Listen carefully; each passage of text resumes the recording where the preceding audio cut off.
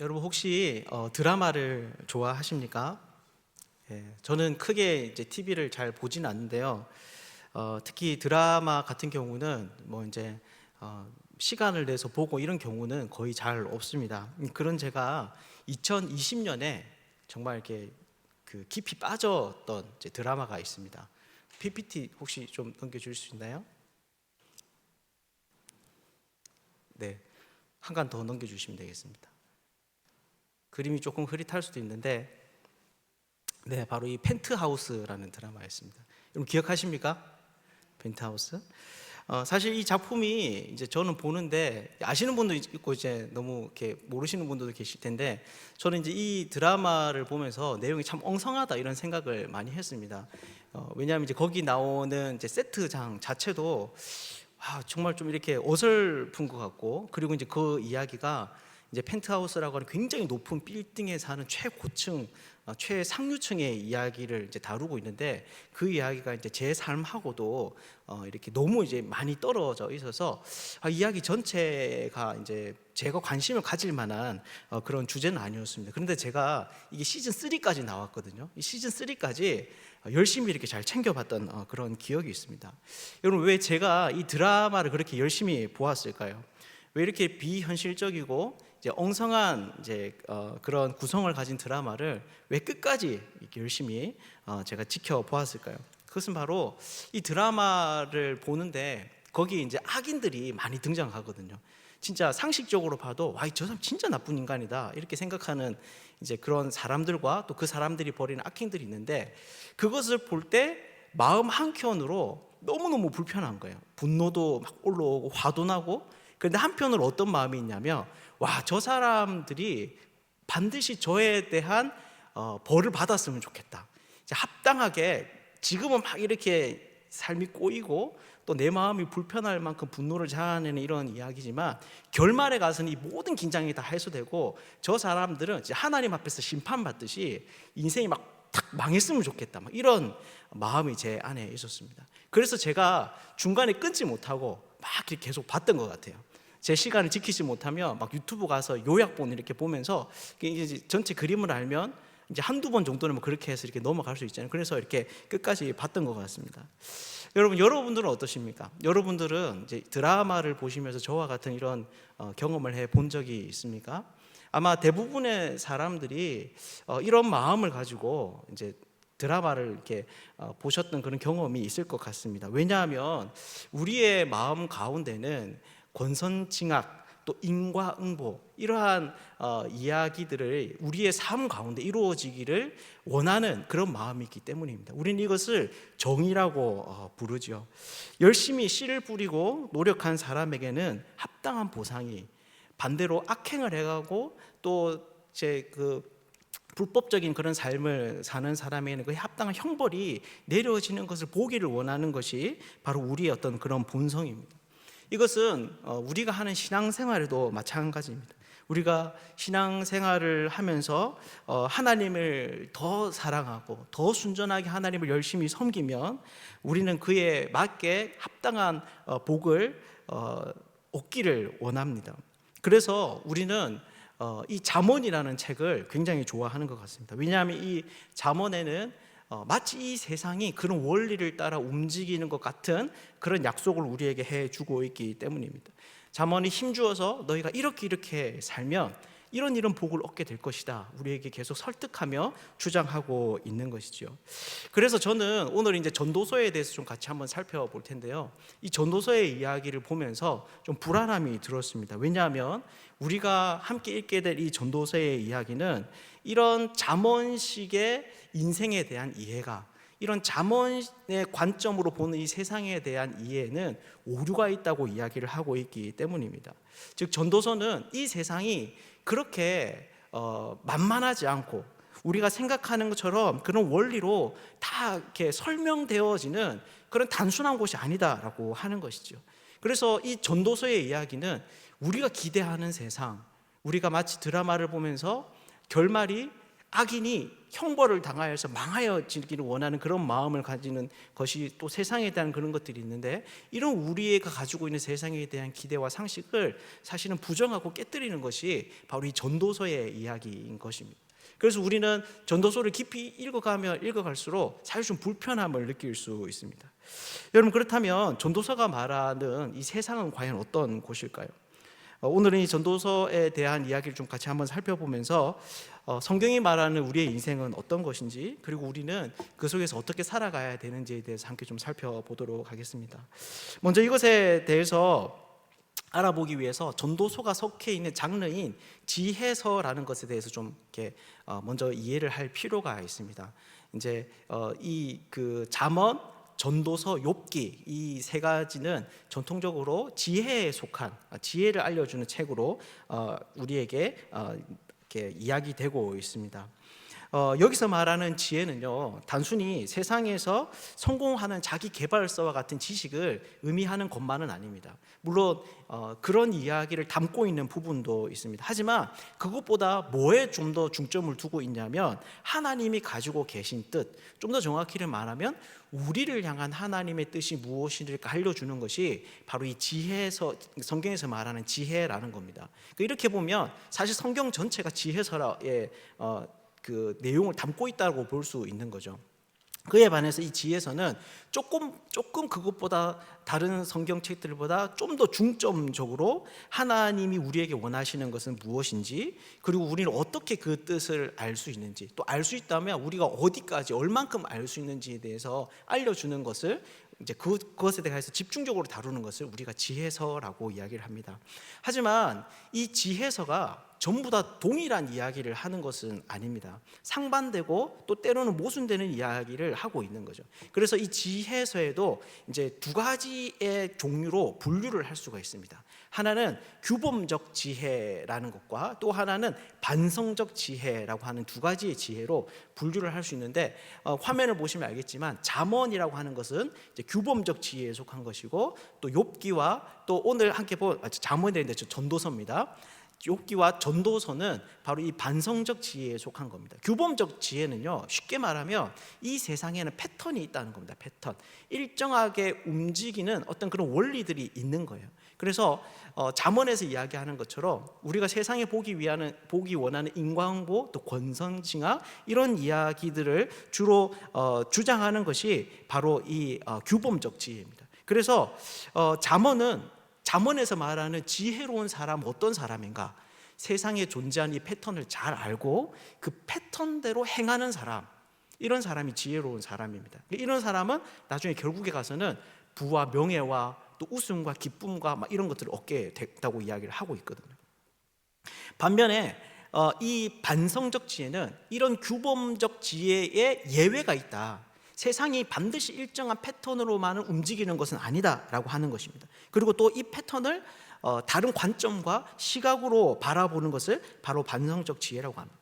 이때 대표적인 글이 바로 이 욥기입니다. 욥기. 여러분, 욥의 이야기는 어떤 이야기가 나옵니까? 욥은요, 그 의인임에도 불구하고 고통을 당하는 사람의 이야기가 아닙니다.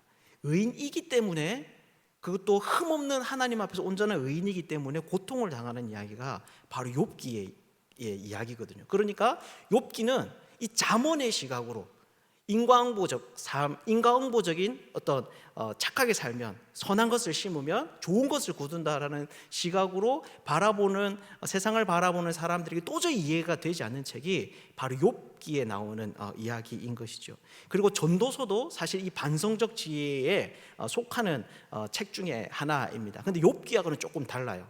욥은요, 시야가 좀 좁습니다. 한 사람의 인생 가운데서 벌어지는 사건에 대해서 이야기를 하고 있는데, 전도서는 사실은 이렇게 카메라를 뒤로 쫙 이렇게 당겨서 훨씬 더 넓은 관점으로 인생에 일어난 일들을 우리에게 조망하여 줍니다.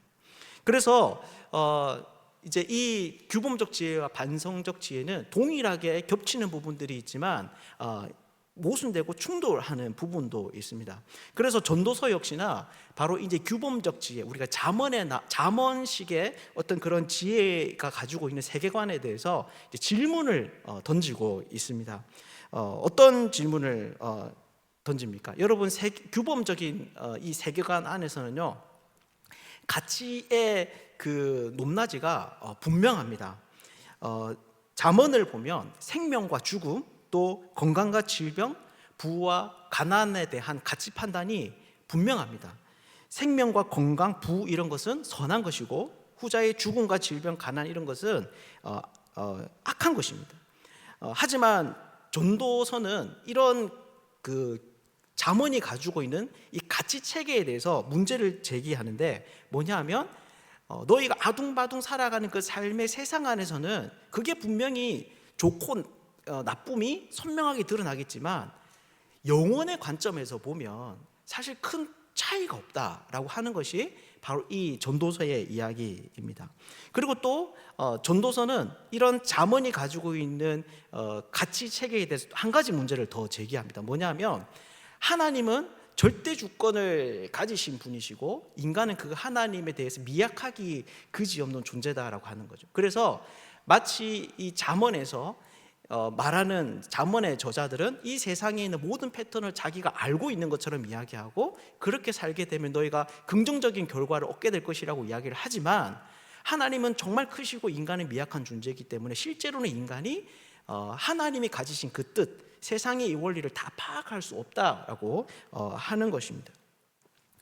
여러분, 이러한 전도서의 이야기를 들으면 여러분, 우리가 어떻게 되겠습니까? 아마 잠언의 관점으로 이 세상을 바라보던 사람들은, 그래서 뿌린 대로 거둔다라고 생각하면서 열심히 그 뿌리던 사람들은 자기의 삶에 대해서 다시 한 번 더 고민하고 생각하게 될 것입니다. 정말 인생을 바르게 산다는 것이 무엇인지, 내가 살아가야 되는 그 삶이 무엇인지 새로운 고민을 안겨다 주는 거죠.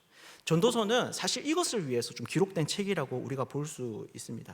전도서에도 보면 인생은 이런 것이다, 인생은 이렇게 살아야 된다라고 하는 결론 짓는 부분이 없지는 않습니다. 하지만 그것보다 더 이 전도서가 우리 인생에 가치로운 것은 우리가 당연하게 여기고 있는 어떤 그 삶의 전제들을 깨뚫고 들어와서 다시 한 번 더 우리의 삶과 인생에 대해서 깊이 고민하게 만드는 새로운 시각을 뿌려주는 것이 바로 이 전도서다라고 하는 것이죠. 여러분, 그렇다면 이 전도서에는 어떤 이야기들이 담겨져 있을까요? 전도서를 좀 살펴보면서 우리가 크게 좀 두 가지의 단어를 좀 먼저 잘 이해할 필요가 있습니다. 왜냐하면 이 단어들을 오해하게 되면 읽어 나아가면서 우리가 계속 이렇게 헷갈리게 되거든요. 왜냐하면 우리는 기본적으로 잠언에 익숙한 사람들입니다. 잠언에 익숙한 사람들이라서 전도서에서 이야기하는 방식으로 세상을 바라보고 또 이제 삶에 대해서 생각하는 것이 너무 어색한 거예요. 저도 이 책을 보면서, 책을 이렇게 막 보면서 또 이제 이곳 전공한, 특별히 이제 이 문학을 전공하신 이 책을 전공하신 분들의 이제 강의를 막 이렇게 들었는데, 계속 제 안에서 이렇게 충돌하고, 이런 것 같은데 또 저렇고, 이해가 되었다 싶은데 또 이제 또 아리송하고 막 이런 부분들이 계속 있더라고요.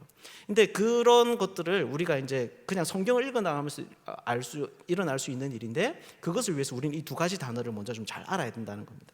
첫 번째 단어는 뭐냐면 헤벨이라는 단어입니다. 헤벨. 이 단어는 우리가 너무나 잘 아는, 전도자가 이르되 헛되고 헛되며 헛되고 헛되니 모든 것이 헛되도다. 헛되다라는 말이 5번이나 등장하는, 이제 1장 2절의 말에 나오는 헛되다라고 하는 말이 바로 이 헤벨입니다. 여러분, 이 말 때문에 사실 사람들이 전도서에 대해서 크게 오해하는 부분이 생겼습니다. 뭐냐 하면, 인생은, 전도자가 말할 때에 인생은 어떤 것이냐, 무의미하다는 것입니다. 허무하다는 것입니다. 그래서 이 전도서를 어떻게 이해하냐면, 솔로몬이 이 세상에 있는 모든 부귀영화를 다 누려보고 죽기 직전에 그런 경험을 다 해본 사람으로서 인생에 아무것도 없더라 라고 하면서 내리는 결론 정도로 전도서를 이제 이해를 사람들이 많이 하는 거죠. 그런데 여기서 말하는 이 헤벨이라고 하는 말은요, 허무하다, 의미 없다라고 하는 것은 2차적인 의미를 가지고 있습니다. 여기서 말하는 이 헤벨은 어떤 가치 판단보다는 안개나 인간의 숨처럼 잠깐 존재했다가 사라지는 어떤 물질적인 개념을 의미하는 겁니다. 우리가 새벽에 이제 안개가 쫙 이렇게 생겼을 때 여러분 해가 뜨면 어떻게 됩니까? 없었던 것처럼 사라져 버리잖아요. 우리가 추운 겨울날 유리에다가 입김을 불어넣으면 하얗게 이게 그 입김이 이 유리창을 덮잖아요. 근데 조금만 시간이 지나면 이게 사라지는 이걸 바로 헤벨이다라고 하는 겁니다. 이 둘은 사실 이제 얼핏 보면 좀 비슷할 수도 있습니다. 무의미한 것과 잠깐 존재하는 것 비슷할 수도 있습니다. 하지만 우리가 가만히 생각해 보면 이 둘은 완전히 다른 겁니다. 허무한 것이 잠깐일 수는 있습니다. 허무한 것이 잠깐일 수는 있습니다. 예를 들어서 우리가 이제 어렸을 때 이제 초등학교 같은 경우는 방학이 길잖아요. 근데 방학을 진짜 맹탕 놀기만 하고 이제 보냈다고 여러분 한번 생각을 해보세요. 30일, 40일이나 되는 시간 동안 뭐 별것 한 거 없이 맨날 집에서 늦게 일어나고 또 늦게 자고 먹고 뒹굴뒹굴해고 우리 살만 한 3, 4kg 이렇게 쪄가지고 한 달을 끝냈다고 여러분 생각해 보십시오. 어떤 마음이 듭니까? 허무한 마음과 동시에 방학이 너무 짧다는 생각이 듭니다. 방학을 안에 이제 채워져 있는 것이 없으니까 이 한 달을 살았는데 한 달이라는 시간을 살았는데 불구하고 너무 잠깐인 거예요. 허무함과 잠깐은 이럴 때는 같다고 볼 수 있습니다. 그런데 여러분 우리가 1박 2일의 시간을 여행을 갔다고 생각해 보세요. 여러분 우리 직장인들이 얼마나 많이 바쁩니까? 근데 거기에서 1박 2일을 빼서 휴가를 갔다. 그러면 그 시간을 허투루 쓰지 않죠. 미리미리 계획을 다 잡아서 정말 알차게 보냅니다. 여러분 그때 여러분 이 짧은 시간 동안 시간을 보냈음에도 불구하고 그렇게 여행을 돌아왔을 때 우리가 어떻게 생각을 합니까? 그렇게 시간을 알차게 보냈으면 허무하다고 이야기하지 않습니다. 비록 짧은 시간을 보내었지만 그 자체가 굉장히 의미 있고 우리에게 중요한 시간이 되는 것이죠. 그러니까 여기서 말하는 헤벨은 잠시라고 하는 의미인데 이 잠깐이라는 의미가 반드시 허무하다라고 하는 것을 가리키는 말이 아니라는 것입니다. 실제로 우리가 성경을 보면 구약에 보면 가인과 아벨이라는 이야기가 나오잖아요. 창세기 초반에. 그때 이 아벨이라는 단어가 여기서 말하는 헤벨이라는 것과 똑같은 단어입니다. 이 아벨이 이제 다른 나라 언어로 번역되다가 우리나라에 들어왔을 때 이게 아벨이라는 이름으로 적어져서 이제 마치 고유명사처럼 아벨 이렇게 써 있는데 원어로 보면 헤벨이라고 쓰여져 있거든요.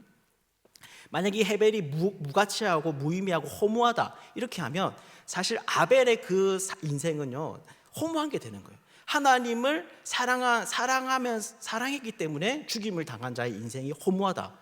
창세기에 나오는 가인과 아벨 사건에서 아벨의 인생은 이렇게 규정이 되는 겁니다. 그러니까 이게 사실은 맞지 않는 것이죠. 그래서 여기서 말하는 이 헤벨이다라고 하는 것은요, 인생은 아주 짧은 것이다. 잠시 잠깐 갔다 가는 것이 인생이다라고 하는 것을 우리에게 보여주는 중요한 단어입니다. 무가치하거나 무의미하거나 허무하다가 아니라 인생은 잠깐이다라고 하는 것을 보여주는 거죠. 또 전도서에는 올람이라는 단어도 중요합니다. 이 말은 이제 영원이라는 뜻을 가지고 있는데 하나님의 시간을 의미하는 겁니다. 특별히 이제 우리 현대인들은 영원하면 미래와 연관시켜서 이제 생각하는 경우가 많습니다. 그래서 영원하면 내가 앞으로 살아갈 영원한 시대 이렇게 생각하는데 고대 히브리인들은 이제 과거 중심적인 세계관을 가지고 있었습니다. 그래서 영원 이렇게 하면 태고적부터 사람이 가늠할 수 없는 그 오래전 시간부터 지금까지 이런 어떤 개념을 가지고 있거든요. 그러니까 이 올람이라고 하는 것은 하나님의 시간대를 의미하는 건데 인간이 다 포착해낼 수 없는 어마어마한 그런 긴 시간을 의미합니다. 그래서 전도서에서는요 이 올람을 어떻게 쓰냐면 헤벨이라는 말과 똑같이 인생을 이해하는 중요한 단어로 씁니다. 이 영원한 관점에서 보면 여러분 인생이 어떻습니까? 어떤 모양이든 크게 차이가 나지 않는 겁니다. 좁은 인간의 시각으로 봐서는 우매자와 지혜자의 차이가 엄청난 큰 차이를 가져다 냅니다. 인생의 결국도 마찬가지고요. 그런데 영원한 관점에서 보았을 때는 이 둘이 큰 차이가 나지 않는 거예요. 심지어 전도서는 좀 더 이야기를 해가면 어떻게 이야기하냐면 인간과 짐승도 영원의 관점에서 하나님의 관점에서 보면 차이가 나지 않는다 이런 식으로까지 이야기를 합니다. 이렇게 전도서에는 이 두 가지 단어가 참 중요합니다. 영원이라는 단어 그리고 우리 헛되다라고 하는 이 단어 올람과 헤벨이라는 단어가 굉장히 중요하고 또 이것을 어떻게 이해하는가에 따라서 우리가 전도서를 읽어가면서 이제 길을 제대로 찾기도 하고 또 이제 혼란스러울 수도 있는 거죠. 그렇다면 이어서 좀 더 이런 단어들이 풀어지는 그 전도서는 어떤 내용들을 가지고 있는지 그 구조를 같이 한번 잠깐 살펴보도록 하겠습니다. 내용이 많아서 제가 이렇게 뭉뚱거려서 이렇게 좀 설명을 드리겠습니다. 첫 번째로요, 1장에서 3장의 이야기입니다. 여기를 보면 이제 방금 말씀드린 것처럼 1장에서 3장의 이야기는 하나님의 무한성, 하나님의 절대성과 인간의 유한성, 약함 존재를 이렇게 대비합니다. 그리고 이것에 그렇기 때문에 뭐라고 이야기하냐면 하나님은 절대 주권을 가졌으면서 인간은 절대 주권을 가졌기 때문에 인간은 이제 하나님이 아시는 그 세상의 법칙을 다 알 수 없다라고 하는 거죠. 그래서 인간이 선과 악이라는 개념으로 이해하는 인과응보의 그 인생의 잣대는 결코 옳지 않다. 인간이 생각하는 그 선과 악이 인생을 평가하는 그 가치 기준이 될 수 없다라고 하는 것이 1장에서 3장 전체를 보면서 나오는 이제 이야기입니다. 그 다음이 이제 4장에서 6장의 이야기인데요. 여기는 이제 크게 5개 넘겨주시면 됩니다. 네, 여기는 이제 크게 5개의 단락으로 나눌 수 있습니다. 바로 이렇게 세상이 우리가 흔히 생각하는 세상의 원리, 인과응보 건선징악의 원리가 통하지 않는 곳이 이 세상이라면, 그래서 잠언식의 방식으로 세상을 살아가는 것이 완전한 지혜라고 말하지 못한다면, 그렇다면 이 전도서의 시각으로 보았을 때 이제 대안적인 지혜는 무엇이냐, 이것에 대해서 이해해 주는 것이 바로 4장에서 6장의 이야기입니다. 그때 나오는 이야기가 뭐냐, 이제 크게 3가지에 대해서 이야기를 하거든요. 첫 번째는 뭐냐면 둘 이상과 함께하면서 서로 돕는 관계를 만드는 것, 이게 바로 이제 전도서가 말하는 인생을 지혜롭게 사는 방법 중에 하나입니다. 왜냐하면 우리의 삶은 악인이든 선한 사람이든 누구든지 자기의 삶에 고통과 아픔이 닥쳐오는 것을 피할 수 없기 때문입니다. 언제 그 일들이 닥칠지 모르고 또 어떻게 그것을 피해갈지 모르는 것이, 피할 수 없는 것이 우리 인생이기 때문에 지혜로운 것은 그런 어려움이 닥쳤을 때 함께 그 아픔을 지나갈 수 있는 동료를 만드는 것, 그런 우정관계를 만드는 것이 중요하다고 이야기를 하고 있습니다. 그리고 또 하나는 이제 잠언에서 말하는 교만과 겸손이 전도서에서 오면 완전히 개념이 바뀝니다. 잠언에서는 하나님을 모르는 것, 이게 바로 교만입니다. 교만. 하나님을 아는 것이 지혜고요. 근데 전도서는 하나님 절대 주권 사상이 굉장히 강조되거든요. 그래서 전도서에서는 하나님을 안다고 하는 것이 교만입니다. 그러니까 하나님은 너무 크신 분이기 때문에 우리가 다 이해할 수 없다. 그런데 하나님 안다, 이건 교만인 거예요. 그리고 하나님을 모른다, 잘 모른다라고 하는 것이 지혜 혹은 겸손이라고 전도서는 이야기를 하고 있습니다. 그 3번째로는요, 재물관에 관한 이야기입니다.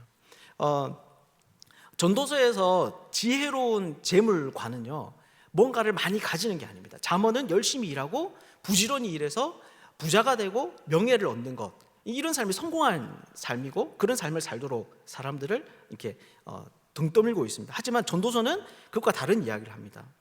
전도서에서 말하는 지혜로운 재물관은 무엇이냐, 바로 지금 자기가 가지고 있는 이 모든 것이 하나님께로부터 온 것임을 알고 그것에 만족하면서 하나님의 선하심을 고백하는 것입니다. 우리가 마시는 물이든 공기든 내가 일해서 버는 그 돈이든 이 모든 것이 당연한 것이 아니라, 우리가 찬양에도 그런 가사가 있잖아요. 모든 것이 은혜라고. 그렇게 고백하면서 사는 것이, 고백하는 것이 바로 이 재물에 대한 지혜로운 길이라는 거죠. 그리고 마지막으로 7장에서 11장의 이야기인데요. 12장의 이야기인데 여기에서는요, 죽음의 의미가 강조되고 있습니다. 죽음의 의미가 강조되면서 다시 한 번 더 이제 이 글을 읽는 독자들에게 인과응보적인 삶이 우리가 살아가는 이 세상에 걸맞지 않다라는 것을 우리에게 이렇게 보여줍니다. 다시 한 번 더 설득합니다. 당연하게 세상이 그럴 것이다. 착한 사람이 복을 받고 악한 사람은 벌을 받고 이제 뭐 자기가 행한 대로 뿌린 대로 거둘 것이다라고 하는 이런 사람들이 가지고 있는 이 세상에 대한 그런 전제들이 실제로 우리의 삶의 실체 그 현실 가운데는 잘 들어맞지 않는다라고 하는 것을 이제 실제적인 예를 들어가면서 설명해 가는 것이 바로 7장에서 12장의 이야기죠. 그리고 결국에는 우리가 어떠한 삶을 살아가는 것이 지혜로운 것인가에 대해서 이야기를 합니다. 그 결론이 뭐냐면 지금 여기의 삶에 집중하는 것입니다. 왜냐하면 이 세상은 더 이상 인과응보적인 방식으로 존재하지 않거든요. 이 말은 무슨 말이냐면 미래를 우리가 예측할 수 없다는 겁니다. 잠언의 방식으로는 미래를 예측할 수 있습니다. 열심히 살면 그에 합당한 결과를 얻는 거죠. 착하게 살면 그것에 합당한 복을 받는 겁니다. 그런데 전도서에서는 그게 통하지가 않습니다. 미래는 인과응보적인 삶이 깨뜨려져 버렸기 때문에 예측할 수 없는 것입니다. 그래서 이제 전도서의 결론은 뭐냐면 지금 여기의 삶에 집중하도록 하는 것이죠.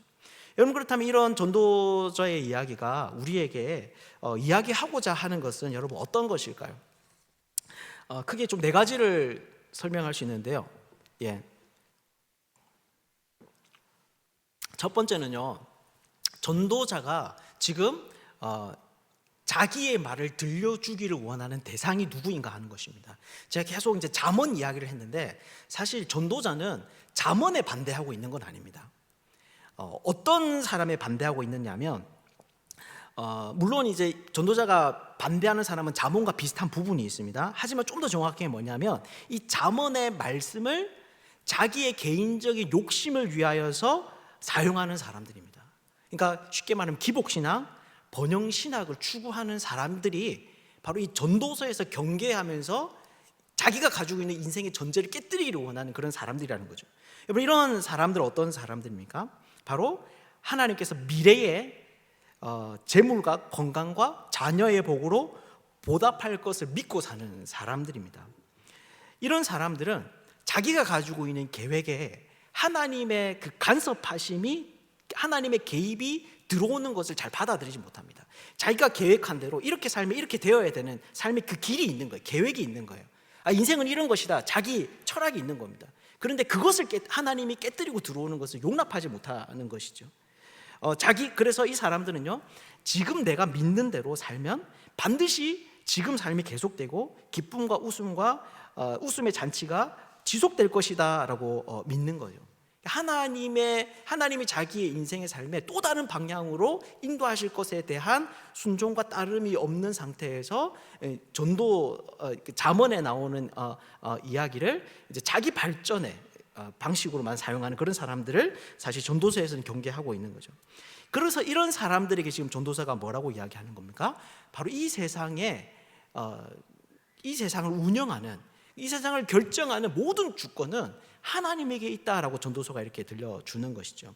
또한 인간은 그 하나님에 대해서 비해서는 유한한 존재다라고 하는 겁니다. 그래서 인간은 하나님의 법칙을 다 알 수가 없고, 그렇게 인간은 선과 악이라는 개념으로 이해한 인간고의 원리는 정확한 인생을 가늠하는 잣대가 될 수 없다라고 말을 하고 있는 거죠.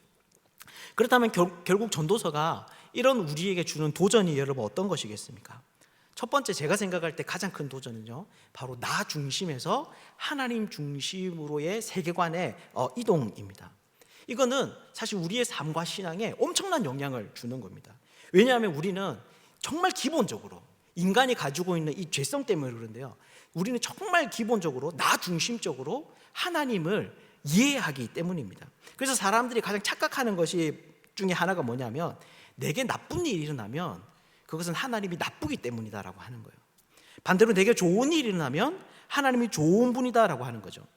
즉 내게 선이 곧 하나님께 선이 된다, 하나님이 선하다는 증거, 나에게 선이 하나님이 선하다라고 하는 것을 증거가 된다라고 하는 것이 우리가 가지고 있는 착각입니다. 그런데 여러분 한번 생각해 보십시오. 정말 이것이 맞는 말일까요? 만약 하나님이 우리의 하수인이라면, 그래서 우리를 위해서 존재하는 분이라면 여러분 충분히 그럴 수 있습니다. 하지만 하나님은요, 절대 주권을 가지고 있는 겁니다. 우리를 위해서 그분이 존재하는 것이 아니라 그분을 위해서 우리가 창조된 것이죠. 그래서 이러한 하나님의 절대 주권적인 관점에서 우리에게 일어난 이 모든 일들은요, 좋은 것이든 나쁜 것이든 전도사의 관점에 의하면 다 적절한 것입니다. 다 옳은 것이 되는 거예요. 왜냐하면 이 모든 일들을 하나님께서는, 우리에게 있는 이 모든 일들은 하나님께서 자신의 뜻과 계획을 가지고 이끌어 가신 하나님의 주권에 대한, 하나님 주권적으로 결정하신 일이기 때문입니다. 그래서 이러한 전도서의 이야기는요, 우리의 시야를 확 넓게 해줍니다. 마치 우리가 정말 바쁘고 힘들게 하루하루를 살다가 높은 산에 올라가면, 그래서 우리가 살아가던 내 집, 내가 사는 그 동네를 보면 여러분 어떤 생각이 듭니까? 내가 정말 저렇게 쪼매나 작은 저 정과 같은 저런 지역에서 정말 살아남으려고 아둥바둥 거렸구나, 정말 치열하게 살았구나, 여러분 이런 생각이 드는 것이죠.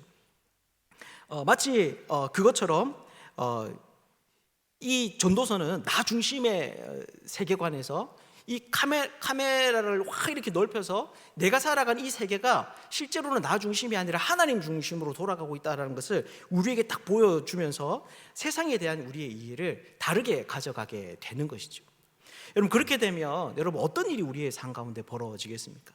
여러 가지가 있을 수 있겠지만 전도서에서 특히 강조하는 것은 우리가 겪는 고통의 문제에 대해서 전혀 다른 새로운 시각이 열린다라고 하는 것입니다. 여러분, 잠언의 시각에서 보면요, 고통은 악한 것입니다. 피해야 되는 것이고 교만하고 죄인들이 당하는 합당한 인생의 결과가 바로 이 고통의 문제입니다. 그래서 사람들은 이 시각으로 보았을 때 자기가 고난을 당하면 하나님을 원망하게 됩니다.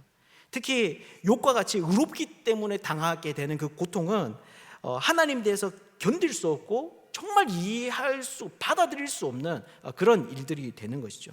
그런데 이 전도서의 관점으로 보면 여러분 어떻게 되는 겁니까? 바로 그건 역시 하나님께서 이 세상에 개입하시는, 하나님이 살아계시다라고 하는 그 증거가 되는 것입니다. 왜냐하면 하나님이 계시지 않으면 이 세상은 하나님이 원래 정해놓은 그 잠언의 법칙대로, 그 패턴대로만 움직이게 될 것이기 때문입니다. 근데 그런 패턴이 깨지고 약속과 다르게, 우리가 생각하는 어떤 그런 인생의 흐름과 다르게 우리의 삶 가운데 고통이 찾아온다. 그러면 그것이 전도서의 관점에서는 하나님이 살아계시다라고 하는 것으로 우리에게 보이게 되는 것이죠. 그래서 전도서의 관점은 그런 이해되지 않는 인생의 문제 앞에서 하나님의 주권을 깨닫게 합니다. 잠언의 방식으로는 도저히 가질 수 없는 경건을 가져다 주는 것이 바로 이 전도서의 이야기인 것이죠. 그리고 또 한 가지 더, 이 전도서는요, 방금 말씀드렸다시피 지금 여기에 가치에 우리를 주목하게 만듭니다. 많은 사람들이 이 전도서를 오해하는 것 중에 하나가 이 책은 허무주의를 말하고 있다라고 하는 것입니다. 그래서 사람들은 이 전도서를 그렇게 이해할 때 크게 두 가지의 방식으로 세상을 살려고 합니다. 하나는 우리의 삶이 무엇을 해도 의미 없다고 생각을 하는 것입니다. 어떤 목표를 가지고 열심히 달려가는 것은 물론이거니와 밥을 먹고 잠을 자는 이러한 삶까지도 의미가 없다고 생각을 하는 거죠. 여러분, 그러면 어떻게 되겠습니까? 자기의 삶을 포기하게 됩니다. 이리 살아도 저리 살아도 어차피 삶이 의미가 없다면 특별히 애를 쓰고 노력할 필요가 없는 것이죠. 그리고 또 하나는 삶을 관조하게 됩니다. 주어진 삶이 허무하니까, 어차피 내 인생은 허무하니까 치열한 삶의 현장에 들어가지 않고 신비주의적인 태도로 멀리서만 자기 인생을 이렇게 바라보게 되는 거죠. 그러니까 자기의 가족을 먹여 살리고 또 사람들과 힘들지만 그래도 관계하고 사랑하는 그런 일상을 터부시하고 영적인 것들만 추구하게 되는 그런 어떤 인생의 방식을 선택하게 된다는 것입니다. 그런데 사실 이런 것은 전도서가 하고 싶은 말과는 전혀 다른 이야기입니다. 왜냐하면 전도서는 그 무엇보다 하나님의 주권을 굉장히 높이고 있는 책이기 때문입니다. 그래서 전도서에 의하면 인간이 살아가는 그 삶의 현장은요, 그냥 우연히 살아가다가 이렇게 자기에게 주어진 게 아니라 하나님이 허락하신 곳입니다. 즉 우리의 삶은 무의미한 것이 아니라 분명히 하나님께서 의도적으로 내어주신 하나님의 뜻과 계획이 살아있는 곳이 우리의 삶이 되는 거예요. 하지만 이때 인간은 여러분 어떻습니까? 미래를 알지 못하는 거죠. 여러분, 미래를 알지 못한다라고 할 때 중요한 것은 마찬가지로 과거도 의미가 없어진다라고 하는 것을 뜻합니다. 왜냐하면 과거가 의미 있는 것은 이 과거의 지혜를 바탕으로 우리가 미래를 좀 더 잘 살 수 있기 때문에 과거가 중요한 거거든요. 그래서 성경은 과거 중심적 세계관이라고 제가 말씀을 드렸잖아요. 그래서 성경을 쭉 보면 나이 든 사람, 늙은 사람 이런 분들을 지혜자로 칭합니다. 대신에 젊은 사람, 어린 사람 이런 사람들은 우매자 혹은 어리석은 사람으로 이렇게 이야기를 합니다. 하지만 전도서는 더 이상 젊은이들의 가치를 얕잡아 보지 않습니다. 왜냐하면 미래를 알 수 없기 때문에 과거의 어떤 삶도 그렇게 가치로운 것이 아니게 되는 것이죠. 여러분, 그렇다면 이것이 무슨 말이겠습니까? 바로 인간이 자기의 의지로 살아낼 수 있는 영역은 현재밖에 없다고 하는 거예요. 현재. 그래서 전도자는 그 무엇보다 인생이 지금 자기에게 주어진 그 현재를 소중하게 여기도록, 지금 여기에 가장 큰 의미를 부여하도록, 그래서 그 삶을 성실하게 살아내도록 우리에게 가르친다라고 하는 것입니다. 현재는 지금 자기에게 주어진 지금 여기의 일상은 모든 힘과 노력을 다 기울여 반드시 그 기쁨을 누려야 되는 삶의 전부다라고 하는 것이죠. 이것은 오늘날 현대를 살아가는 우리들에게도 마찬가지입니다. 왜 그렇습니까? 바로 과거 사람들뿐만이 아니라 오늘날 우리들도 인생을 사는 방식이 뭐냐면 미래를 위해서 현재를 저당 잡히는 것이기 때문입니다. 그래서 예전에 많이 했던 말들인데요, 아파트가 오를 것을 생각하고 자기 재정의 수준을 넘어서 그것을 구입합니다. 어느 정도의 선은 사실 우리가 충분히 이해하고 또 납득할 수 있습니다. 그런데 정말 투기적인 어떤 그런 마음으로, 한탕주의의 어떤 그런 마음으로 자기가 감당할 수 없는 어떤 그런 빚을 내는 거죠. 그러면 여러분, 그 삶이 어떻게 되겠습니까? 먹어야 될 것, 사야 될 것 정말 최대한으로 줄여가서 결국에는 자기가 얼마를 버는 거와 상관없이 스스로 자기 삶을 궁핍하게 만들어 버리게 됩니다. 자녀 문제도 마찬가지죠. 미혼 청년들이 결혼을 잘 하려고 하지 않을 뿐만이 아니라 자녀를 가지는 것에도 굉장히 회의적입니다. 지난달 통계를 보니까 0.6까지 떨어진다라고 지금 이야기를 하고 있더라고요. 왜 그렇습니까? 다른 이유도 많겠지만 미래에 뻔히 재정적인 어려움이 예상되기 때문입니다. 그런데 그런 식의 이해는 결국 공동체를 무너뜨리게 됩니다. 당장은 지혜로운 것 같지만 좀 더 넓게 살다가 보면 우리가 사는 국가와 지역을 위태롭게 만드는 것이 바로 이 선택인 것이죠. 그래서 전도서는 우리에게 뭐라고 이야기를 하고 있는 겁니까? 현재에 주어진 그 즐거움을 누리라고 합니다. 너에게 허락될지 안 될지 모르는 그 미래의 기대 때문에 지금 네가 누려야 되는 그 즐거움을 희생시키지 말고 모든 힘과 노력을 기울여서 너에게 주어진 이 시간을 풍성하게 누리라.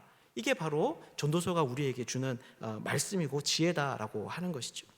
말씀을 맺겠습니다. 이렇게 전도서는 우리들에게 하나님의 주권과 인간의 약함, 그리고 미래의 불확실함에 대해서 이야기를 하면서 적극적으로 오늘 여기의 삶을 살아갈 것에 대해서 강조하고 있습니다. 그런데 우리가 이때 기억해야 할 것이 있습니다.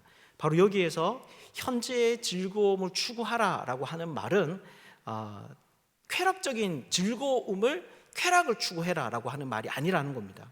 왜냐하면 이 전도서에서 말하는 하나님 주권 사상이 빗대어 우리의 삶을 생각해 볼 때 이 기쁨은 전도서가 우리가 주어진 그 현재에서 누리도록 우리에게 도전하고 있는 이 기쁨은 어떤 육체적인 즐거움이 아니라 하나님이 자기에게 주신 것에 대한 반응을 의미하는 것이기 때문입니다.